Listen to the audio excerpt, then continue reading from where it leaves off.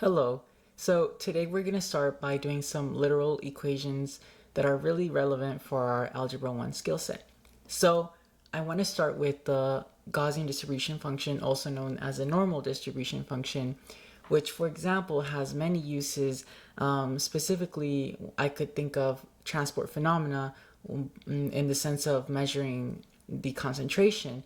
And this is really corollary of Brownian motion in statistical mechanics. So this has many other functions, but we'll just start by writing it down. So example 1, the Gaussian distribution function phi has a function of x equals 1 over sigma times the square root of 2 pi times the exponential of negative, and then here I'm going to refer to my notes, or actually just get rid of that parentheses because it's extra, so it's negative x minus mu squared over 2 sigma squared. Okay, I can't. Oh, there we go. Okay, so 2 sigma squared. And now let's say that they ask us to isolate for a variable mu. So first, we're going to just start by multiplying phi, and we can rewrite phi of x as phi because it's only depending on one variable, and hence this this actually represents the probability density, can be just taken from phi of x to equal phi. So phi times, we want to get rid of this fraction here in order to isolate this side, which contains the mu variable we're looking for. So we're going to get rid of the fraction on the right hand side of the equation by multiplying both sides times sigma times the square root of 2 pi, and then that's going to equal the exponential. And also notice that e is equivalent to exp, it's just notation. So the exponential of negative x minus mu squared over 2 sigma squared. And here what we're going to do is, I'm just looking that my equation is correct. Okay, so here we're going to start by taking the natural log of both sides. So the natural log would mean just taking all of this, and then the natural log, it cancels the exponential function. They're basically inverses of each other, so we're left with just what's in the parentheses, which is negative x minus mu squared over 2 sigma squared. And now what we're going to proceed to do is multiply both sides times negative 2 sigma squared to make the right hand of this equation cleaner. And so it just becomes negative 2 sigma squared times the natural log of phi sigma square root of 2 pi, and this equals x minus mu squared. So we're almost done. We only have to take the square root of both sides, and here, in order to make this just a term of x minus mu. So a funny interesting thing is that we have a negative inside a square root, and that basically just has to make us think about imaginary numbers. And we do know by definition, I'm just going to write it on the side here, by definition, the square root of negative 1 equals I, the imaginary number. So we're just going to say I times the square root of everything else that's inside, because nothing else is changing in that sense. We're just using that to make it look less weird. So that's that, and then let me finish the square root sign, and then that is equal to x minus mu. And to solve for mu, we can add, we basically can add mu to both sides, and hence it cancels here, and then we would subtract this left term from both sides, and then we would end up with mu equaling x minus, let me write that better, minus I times the square root of 2 sigma squared natural log of phi times sigma times the square root of 2 pi, and then close parentheses, and then finish the square root sign, and then this would be our answer. And just like for its most basic model in statistics, just for your information, mu actually means the average of the sample, and sigma actually means the standard deviation of the sample as well. Okay, that's enough statistics for that. Okay, for algebra, I guess. Okay, so now we'll move on to a different example, and this one is dealing with a wave function that is the result of the addition of two waves resulting in a standing wave. And this actually, this wave function is a function of many things, of omega, which is angular velocity, I believe, and then the angles phi, and also it's a function of I have it right here, just I'm going to reference it. The k constant.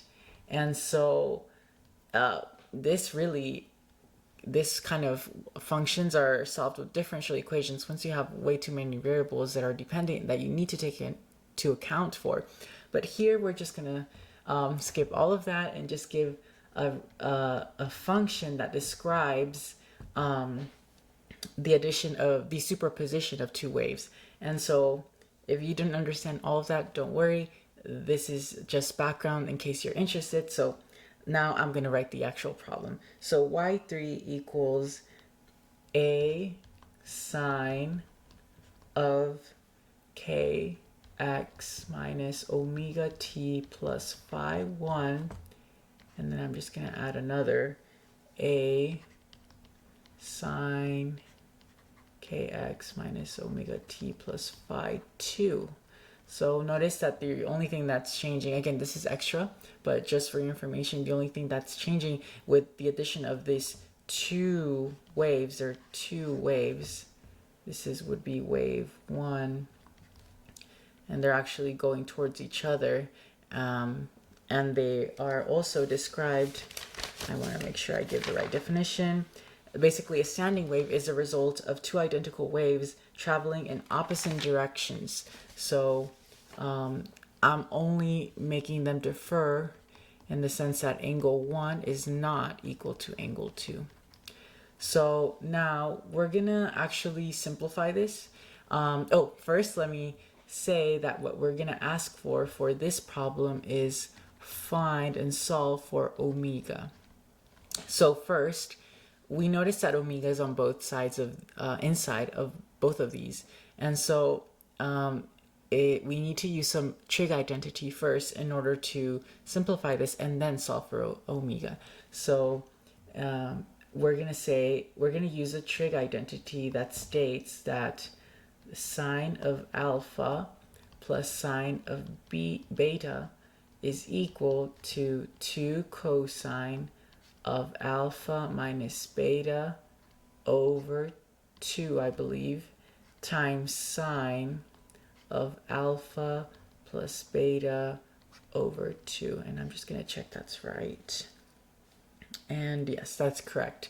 So now what we're going to say is, okay, well, what is our alpha and our beta? Because that seems to be the most important thing regarding this relation. So alpha is equal to, well, what's inside that parentheses? It's kx minus omega t plus phi 1, and beta is equal to this thing inside here, and so that would be kx minus omega t plus phi 2. And so this basically, well, I'm going to write from here because this is going to take a lot of space. So y3 equals, 2 cosine, and I'm going to write this rather because I'm going to use a lot of parentheses inside. So kx minus omega t plus phi 1 close parentheses minus beta, which is kx minus omega t plus phi 2, and then all of that over 2, and then close bracket, sine, again another bracket, of alpha plus beta, so it's just those terms added instead of subtracted. So kx minus omega t plus phi 1, and then plus kx minus omega t plus, plus phi 2. All of that divided by 2, close bracket.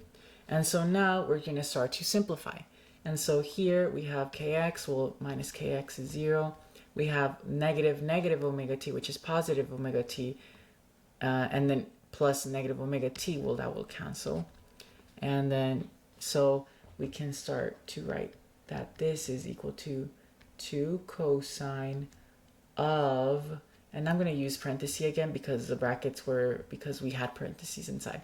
So this is phi 1, angle 1 basically, minus angle 2, phi 2, all over 2. And then multiply times sine. Okay, well, let's see how this simplifies. So we have kx plus kx, so that's 2kx. And then we have negative omega t plus another negative omega t, which is kx, 2kx minus 2 omega t. And then we have omega 1 plus omega 2, and all over 2. So notice how if we have 2kx minus 2 omega t over 2, that just simplifies to kx minus omega t. And so that would just be kx minus omega t, but this side, this phi 1 and phi 2, they're different angles, so we can't just say, oh, it's just 2 phi 2 over 2, so phi. But no, this is phi 1 plus phi 2 over 2. So then it's plus phi 1 plus phi 2 over 2. And that looks much cleaner. And so now notice how omega, which is what we're asking to find, is only within one parentheses inside a trigonometric function, which is a transcendental function, I believe. So this omega is going to be solvable. And so we're going to say, okay, I want to also clarify something. That's why I took a long time to clarify at the beginning of this problem that y3 was something that depended on so many variables that to properly describe it, you would have to use differential equations. But all that being extra, the reason I really wanted to say it is because this really means nothing. It just means a function because of the fact that it depends on many variables. But for the sake of practice and to get better at our algebra skills, I'm going to treat it as if it's a variable that actually has a actual value, when it really doesn't, and it just represents a physical motion and for this system, so of standing waves. So we're gonna treat it as an actual variable, and so let's proceed in that sense and just continue this as a regular algebra problem. Okay, enough talking. So this will be, we can already see that we can divide both sides by this 2 cosine of phi 1 minus phi 2 over 2 term in order to isolate for the sine term carrying the omega sign inside. So y3 over 2 cosine of phi 1 minus phi 2 over 2 equals sine of kx minus omega t plus phi 1 plus phi 2 over 2. And so here now all we have to do is take the inverse sign of both sides in order to cancel that sign, and then have just those terms inside outside of that. So we'll have to say that sine inverse, and I'm going to use square brackets again because we have parentheses inside of it that are going to be inside. So of 2 cosine phi 1 minus phi 2 over 2, and then we have close bracket equals kx minus omega t plus phi 1 plus phi 2 over 2, right? And so now this turns a bit easier. I just noticed that I was writing a bit off screen, but I hope you were able to tell what I was writing down, and hopefully here it's more clear. So we're gonna add, well, there's many ways we could do, but I think it's easier if we just add omega t to both sides, so that because this kx and this can remain on that same side, and all we have to end up doing is subtract this big sine inverse term of all of that. So what I'm going to do is say omega t equals kx, which is already there on that right hand side, plus again what's already there, phi 1 plus phi 2 over 2, and then just subtract all that sine inverse portion. Sine inverse close bracket of y3 over 2 cosine of phi 1 minus phi 2 over 2. I'm going to elongate that, close bracket. And then here all we have to do is divide by omega.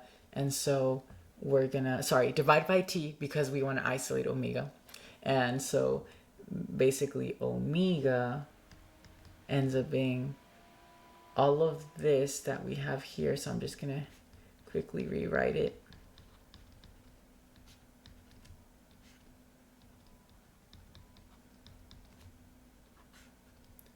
Feel free to skip to the ahead if this is too much time. Okay. Whoa.